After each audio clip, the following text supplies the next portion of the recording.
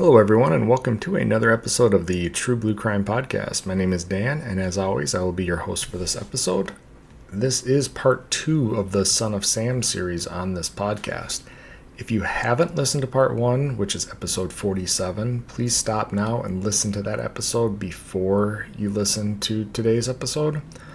If you would like to get updates about what the podcast is up to, please like and follow the True Blue Crime Productions Facebook page. More information can be found at the show's website at truebluecrimeproductions.com.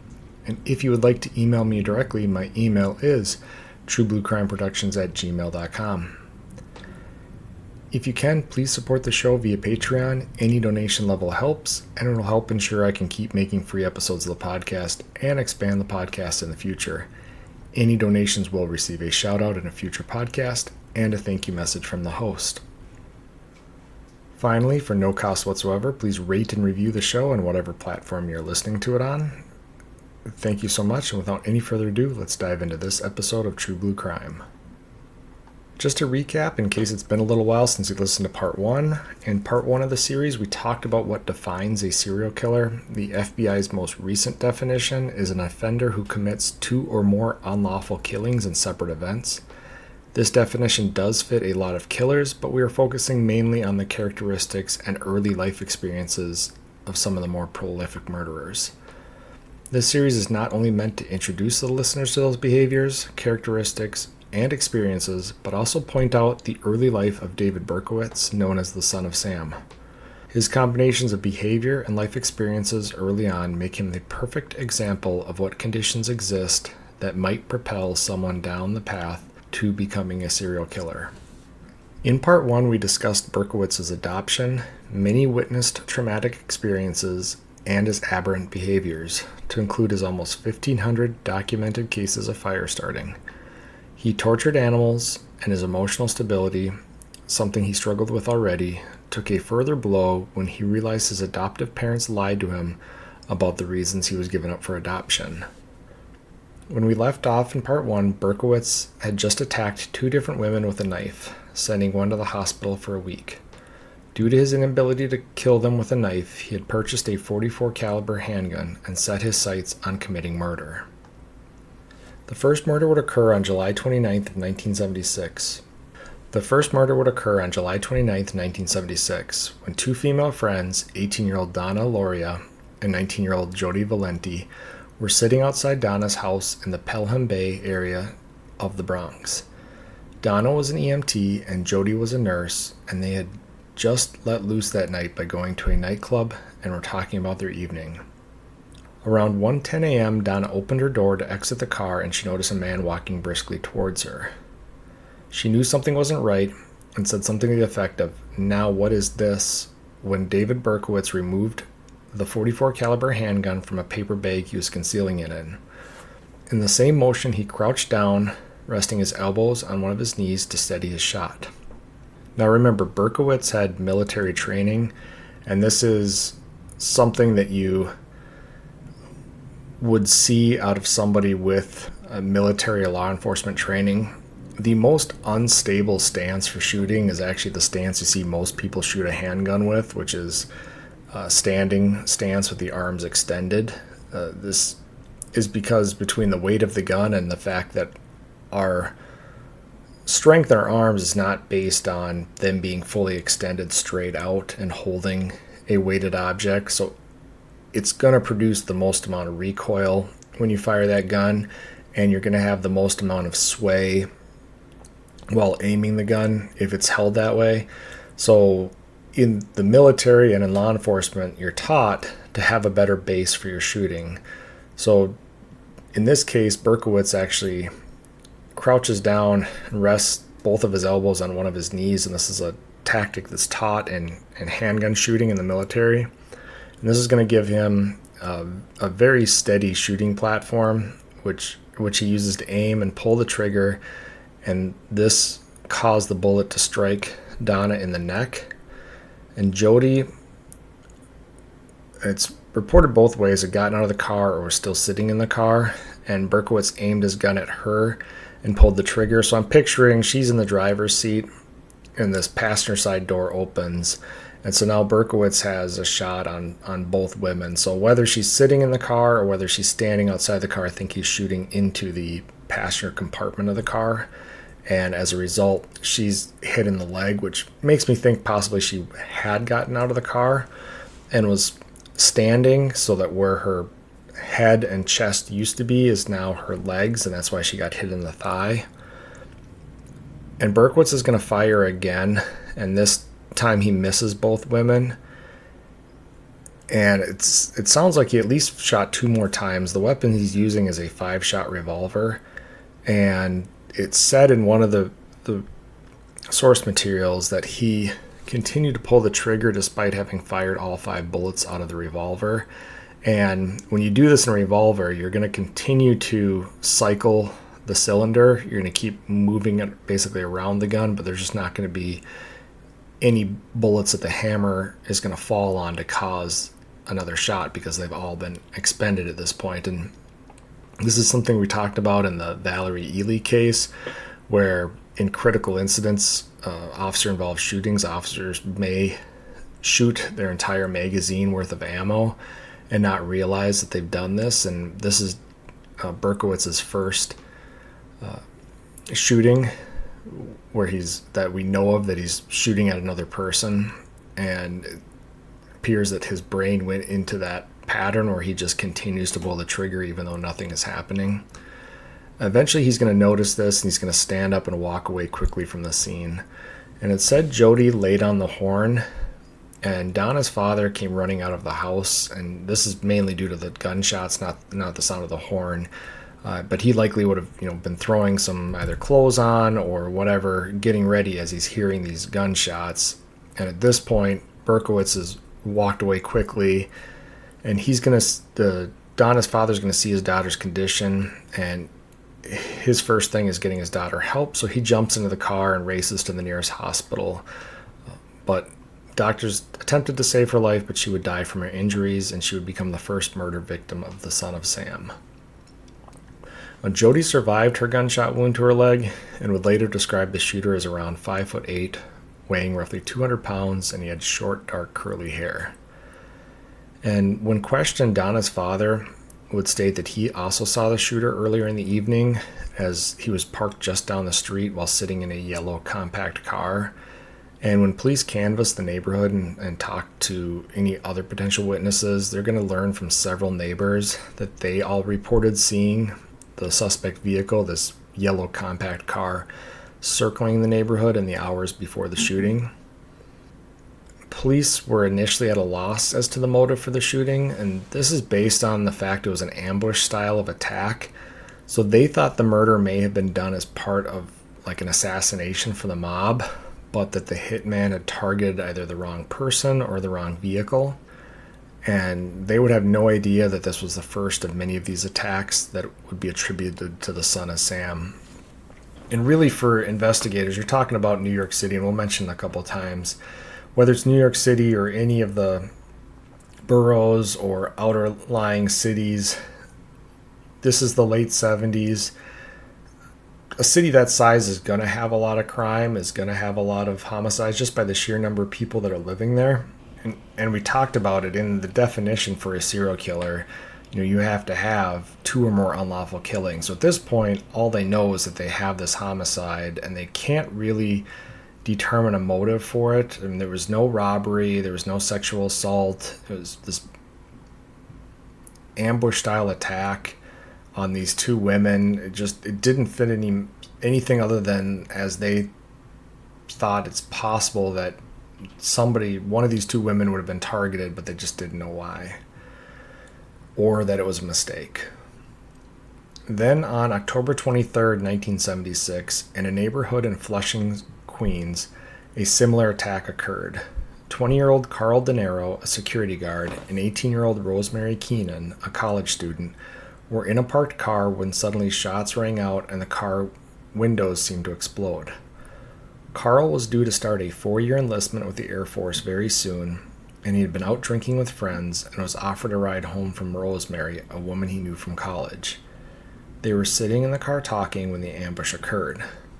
Rosemary smartly started the car and drove away quickly.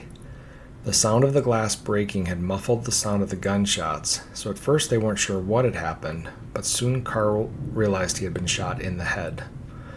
They rushed to a hospital, and Rosemary was treated for minor lacerations from the glass, and Carl needed surgery to put a metal plate in his head where his skull had been damaged, but he would survive the attack. A forensic examination of the car yielded multiple .44 caliber bullets, but they were too damaged to be used to trace back to a specific weapon.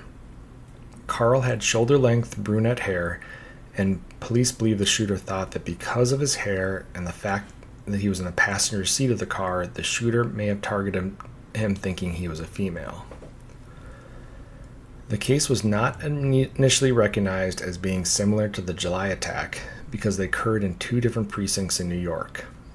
There were also several differences, such as the attacker striking while the victim sat in the car, as opposed to waiting for the door to open, and because it was an ambush, the victims never saw their attacker to provide a description that would put a similar-looking attacker at both scenes.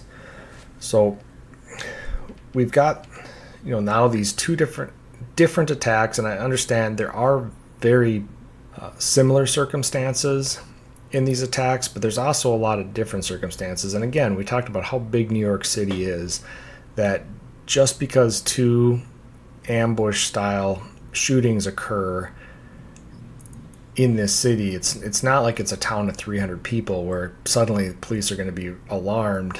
This is a different precinct, a different area of New York City, and there are enough differences in the fact that in the first one, there was an appearance of him waiting for the door to open, and in this one they're just sitting in the car talking at the time of the attack. So that, plus the fact that, again, they actually, I think, mentioned they thought it was like somebody threw rocks at their car or rocks through the window or something like that, because if you're sitting inside a car and somebody fires a gun, the bullet is traveling so fast, as is the speed of the sound and the glass breaking. It's all kind of occurring at the same exact time. So they're not attributing the sound of a gunshot. They're just, all they're hearing while they're sitting inside the car is this glass breaking. So they didn't even know right away that they had been shot, and it wasn't until they get to the hospital and find out that Carl's been hit, shot in the head, that they realized it was even a shooting. And they're not looking, of course, for a shooter or a suspect in this case. So it's going to kind of slip through the cracks again that now we have two separate crimes and they're not connected. But just 1 month later, on November 27th, 1976, 16-year-old Donna Damasi and 18-year-old Joanne Lomino walked home from a movie. It was just after midnight, and the two high school students were sitting on Joanne's porch when they were approached by a younger male wearing military fatigues. He had blonde hair and a high-pitched voice. He started to ask, "Can you tell me how to get?" But before he finished his sentence, he pulled out a revolver and began shooting. Each woman was hit once by a bullet, and the suspect continued firing as he ran away. The final bullet struck the building and missed the women. Donna had been shot in the neck, but luckily the wound was minor. Joanne had turned and the bullet hit her back, shattering her spine and rendering her a paraplegic the rest of her life. Police still were not able to link all three crimes. Most of the recovered bullets were in such bad shape that they could not be ballistically compared. And the attacks had happened in different precincts in one of the largest cities in the world, and the attack pattern was slightly to very different in each attack. Two involved cars, one involved the two victims sitting on a porch, and the attacker in this last case was described as blonde-haired, and the attacker in the original was described as having dark hair. And the victims never saw the attacker in the second shooting. And we talk about the bullets being in bad shape. It's not something that we've really talked about on here, but when a bullet is fired, it depends on the metal makeup of that bullet itself. There's a ton of different types of bullets made, and they all have different purposes. But depending on the size and how the bullet is actually designed, It's also going to depend on what it hits, but some bullets are designed to actually fragment. Some are designed to kind of peel back on themselves, and this is for various reasons, and including doing more damage to the human body. But these can also make bullets somewhat fragile if they're going to hit something like stone or brick or concrete or whatever it might be. And what you often end up with, if you don't have a bullet that's hitting and stopping in some type of a soft surface, you end up with a bullet that's very mashed and it looks just like a clump of metal. And since this is a revolver that he's using, he's not leaving shell casings behind because they're staying in the cylinder of the revolver. So all police have at this point is bullets. So there's going to be no extractor marks because there's no casings. There's going to be no hammer marks on the primer because there's no casings left behind. So literally all they have is bullets. And we also haven't talked about bullets when they travel through a barrel of a gun. If a barrel has what's called rifling are grooves cut into the metal on the inside of the barrel that cause the bullet to spin as it comes out of the barrel, because a spinning bullet is a more accurate bullet. As it travels through the air, it cuts through the air better. Think of it like a tornado, I guess, that's spinning sideways. As it moves through the air, it just cuts a better path through the air, makes the bullet more accurate. But as the bullet is traveling through the barrel, it's actually, the way it gains a spin is by basically being turned by these metal grooves of the rifling, and it will actually leave marks on that bullet. And these marks can actually be compared and oftentimes identified to the barrel of a gun that's used to fire a bullet. But in order to have that, you have to have intact bullets, or mostly intact bullets. And what police are getting in these three shootings is some pretty mangled bullets that are not able to be compared to each other. So yes, they're able to say that they're .44 caliber bullets, but they're not able to say that they came from the same gun. And so while they're starting to think something's not quite right here, they don't have proof of it yet. In January of 1977, the attacks continued when at just after midnight, 12:40 a.m. on the 30th, 26-year-old Christine Freund, a secretary, and her fiancé, 30-year-old John Deal, a bartender, were sitting in their car after watching a movie. They had parked by a railroad station in Queens and were getting ready to drive to a nightclub when suddenly 2 gunshots broke the silence of the night and bullets penetrated the car's windshield. Both shots had hit Christine in the head, and John ran from the car for help. Nearby homeowners had called the police after hearing the gunshots. There would be complaints that it took the police over 15 minutes to get to the scene, an incredibly long amount of time in a shooting situation. And while police would later say a patrol car arrived 2 minutes after radio traffic was aired, it did take over 10 minutes for an available operator due to the fact it was a busy Saturday night into Sunday morning, and Christine succumbed to her injuries a few hours later at a nearby hospital. Police could no longer treat these as separate incidents and considered this shooting and the previous ambush-style attacks related. All the shootings used .44 caliber bullets, and the shooter appeared to target long-haired brunette women sitting in vehicles with either another woman or a man, or in the case of Donna and Joanne, he shot them while they were sitting on a porch. The backgrounds and victimology of each victim was looked into, and no common links were found. Police began to think they had a psychopath on the loose who was targeting attractive and vulnerable young women. In roughly the same area of Queens on March 8th, around 7:30 p.m., a 19-year-old Columbia University student named Virginia Voskerichian was on her way home when she ran into the shooter. She tried to protect herself from the gunshot he took by using her textbooks as a shield, but she was ultimately shot once in the head and instantly killed. Virginia was an extremely intelligent and hardworking woman who had fled communist Bulgaria with her family during the late 1950s. The killer was confident enough to walk past an eyewitness to the murder and say, "Hi, mister," before continuing to walk away from the scene. Berkowitz would later break into a run, and a nearby patrol car saw the suspicious man running and was about to stop out with them when they heard the radio call for a woman shot and instead raced to the scene of the shooting. Virginia's murder hit a lot of the veteran officers working the task force hard. Her youth, the senseless nature of the murder, and their inability to catch the man responsible, despite some close calls, was weighing heavily on them. Despite many of them being veteran detectives and officers, it was said that many of them had a hard time looking at Virginia's body at the scene. And we'll just cover real quick here this last shooting. There's a couple things to take from it. Is the nature of the shooter to be so confident to say "Hi, mister" to an eyewitness to the murder, and that's something you don't see every day. This other thing that we have here with this patrol car, they're driving by and they see who's eventually going to be identified later as Berkowitz running down the sidewalk, and this is 7:30 at night. I think there was one case, and it might have been this, where the eyewitness described he's wearing like a leisure suit. So it's not like, he's out for a run. It's not like he's even looks like he should be jogging or anything like that. So as police officers, you're trained to kind of look for things that don't look right.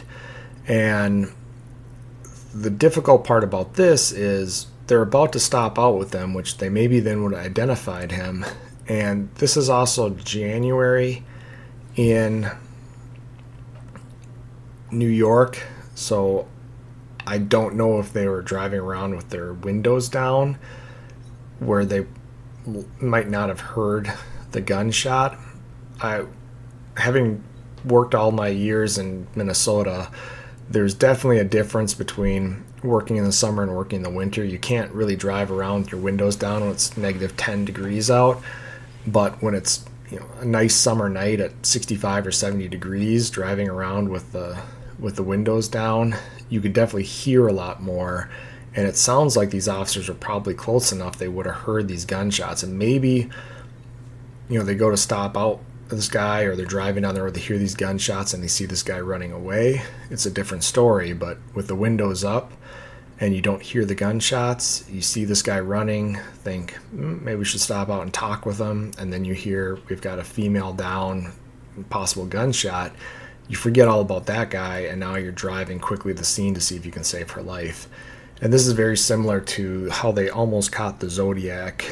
If you're familiar with that case at all, a couple San Francisco officers stopped out with what was believed to be the Zodiac after he shot taxi driver Paul Stein. And it would later be determined that the dispatcher had aired incorrect information saying the suspect was a black male. And in that case, the two officers saw this white male leaving the scene of this shooting and let him go. And to this day, many people will say, we probably know who the Zodiac is today if those officers had stopped out, if that mistake had been made. And I'm sure the officers in this case were also kicking themselves after they learned from the eyewitness that the guy they saw running away was the shooter. And 2 days later, NYPD held a press conference in which they stated the same bullets were used to kill Donna Lauria and Virginia Voskarechyan. And remember, I talked about if you get the case where it's the person's shot and it's shot in a way that the bullet isn't destroyed, you're going to have the ability to compare those bullets because of the rifling. And it sounds like that's the case. At least they had enough remaining bullets to do a comparison between the two. And the police would say the ballistic testing showed these bullets came from the same .44 Bulldog revolver. And this was likely a desperation move by the department in an effort to either scare the suspect into stopping his acts of violence and or hope that someone knew someone who had this specific gun and they would be named as a suspect. And to further the desperation of this act, it would later be proven to not be fully accurate, as they had some evidence to point to the same gun being used, but did not have definitive evidence. And when I read stuff like this in the source material, it makes me question. I think they were fairly confident that the gun used in both cases was this .44 caliber Bulldog revolver. And when I mentioned rifling in these barrels, every model, I should say, of gun can be rifled differently. There can be different rifling patterns, I should say, but a manufacturer, the same model of their gun is always going to be rifled the same way for the most part if it's a standard barrel. So they might be able to say, yes, both women were killed with this .44 Bulldog revolver based on the rifling we have on these bullets, but to go and say that it came from the same Bulldog revolver makes me believe they had some rifling characteristics, because again, even though the rifling can be the same, you can actually get individual characteristics. If the bullets are intact enough, you can actually look at different things that happen, because microscopic changes within that rifling will be similar between two bullets fired from the same gun. So they may have said that, and again, it might have been just out of desperation. It might have been to try to get this guy to stop, like, hey, we've proven you've done these two, don't do any more or we're going to catch you, type of a thing. What did happen, though, was the press conference propelled this story into a national and an international sensation, with newspapers all over the world running stories about a killer loose in New York. And this is where he was given the moniker the .44 caliber killer, and that was based off of this press conference. Now, about a month later, Sam Carr, who his name's going to come up often in this case, who's Berkowitz's upstairs neighbor, received a strange letter on April 10th complaining about his dog Harvey's barking. And normally something like that probably wouldn't come up in a story with all this homicide and other true crime, that kind of stuff, but it is going to be important as we go along here.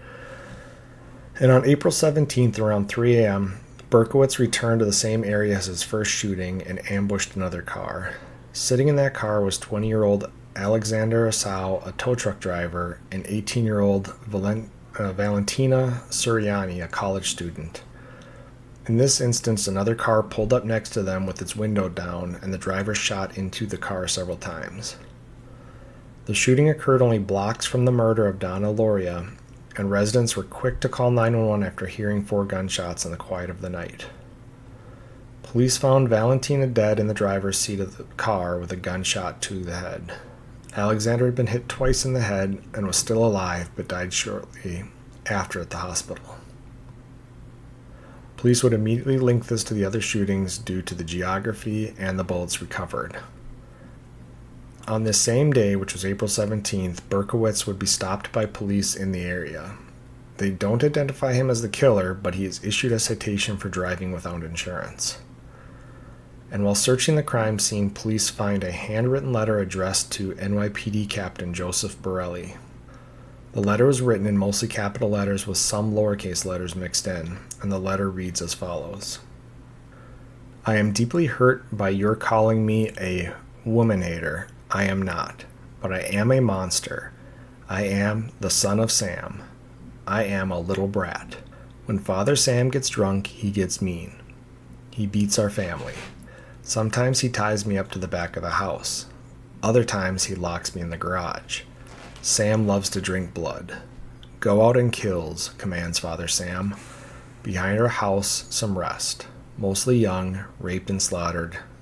Their blood drained, just bones now. Pap Sam keeps me locked in the attic too. I can't get out, but I look out the attic window and watch the world go by. I feel like an outsider. I am on a different wavelength than everybody else, programmed to kill. However, to stop me, you must kill me. Attention all police, shoot me first, shoot to kill, or else keep out of my way or you will die. Papa Sam is old now. He needs some blood to preserve his youth. He has too many heart attacks. Oog me hoot, it hurts, sonny boy. I miss my pretty princess most of all. She's resting in Our Lady's house. But I'll see her soon. I am the monster, Beelzebub, the chubby behemoth. I love to hunt, prowling the streets looking for fair game, tasty meat. The women of Queens are prettiest of all. It must be the water they drink. I live for the hunt, my life. Blood for Papa. Mr. Borelli, sir, I don't want to kill any more. No, sir, no more, but I must honor thy father. I want to make love to the world. I love people. I don't belong on earth. Return me to Yahoos. To the people of Queens, I love you, and I want to wish you, all of you, a happy Easter. May God bless you in this life and in the next. And for now, I say goodbye and good night. Police, let me haunt you with these words. I'll be back. I'll be back. To be interpreted as bang, bang, bang, bang, ugh. Yours in murder, Mr. Monster. So that was a word-for-word reading of the letter. I think it's important that you hear exactly what was going on in there, and that's because he identifies himself as the son of Sam. The killer's nickname was going to be changed from the .44 caliber to the son of Sam. And Berkowitz had not been identified as the son of Sam, so investigators and psychologists looked very closely at the note, and they made several inferences. As for the part that read, Oog me hoot, it hurts, sonny boy, they felt as if the killer might have had some Scottish English in his past. They also believed his father might have died by heart attack, and he blamed people in the medical field, which is why his first two victims were an EMT and a nurse. And psychologists stated the writer of the letter was neurotic and likely had paranoid schizophrenia and believed himself to be possessed by demons. But he wasn't done writing letters yet. 2 days later, on April 19th, his upstairs neighbor Sam Carr received a letter. Sam Carr's letter read, I have asked you kindly to stop that dog from howling all day long, yet he continues to do so. I pleaded with you. I told you how this is destroying my family. We have no peace, no rest. Now I know what kind of a person you are and what kind of a family you are. You are cruel and inconsiderate. You have no love for any other human beings. You're selfish, Mr. Carr. My life is destroyed now. I have nothing to lose anymore. I can see that there shall be no peace in my life or my family's life until I end yours. And he would sign these letters with the terminology, a citizen. And Sam Carr, because of that last line about ending his family's lives, would take the letter to the NYPD, but no link is made at this time to Berkowitz. And now, around this time, a task force is assembled called Operation Omega, and it consists of 75 detectives and 225 uniformed officers. And to be assigned to this task force was considered a great honor, and there was immense pressure on the task force to catch the killer. And one of the members of the task force was Detective Redmond Keenan, and he was the father of Rosemary Keenan, who was one of the victims of the Son of Sam. She'd survived her attack with minor injuries, but the friend that she was with, Carl, was the guy who had to have the metal plate in his skull from the gunshot wound. And the task force worked 24/7 to follow up on tips and leads and do stakeouts and extra patrols. The entire city was living in fear at this point, and the members of this task force would often sleep on cots at the headquarters. Many officers and detectives went weeks without seeing their families during this time. They did receive thousands of tips and tried to follow up on all the .44 caliber gun purchases and registrations, but Berkowitz had purchased the gun from an army buddy in Texas, so unknowingly the police were wasting their time with that avenue of investigation. On April 29th, Sam Carr hears a single gunshot in the area of his backyard and goes outside to find his dog bleeding from a gunshot wound. A man was seen running away, and Carr believed it to be David Berkowitz, but he couldn't prove it. Thankfully, the dog survives the attack. And this is where we'll take a break. Part 3 is actually pretty lengthy. It's going to cover a few more of the crimes that Berkowitz is going to commit, and then eventually his capture and whatnot in part 3, but I had to break up these two episodes because I realized part 3 was going to be a very, very long one if I didn't break them up. And so if we go back, the hard thing to do to capture in these episodes sometimes is the time period itself. And this is the late 70s. We'll talk about some of the other stuff that's going on in part 3, but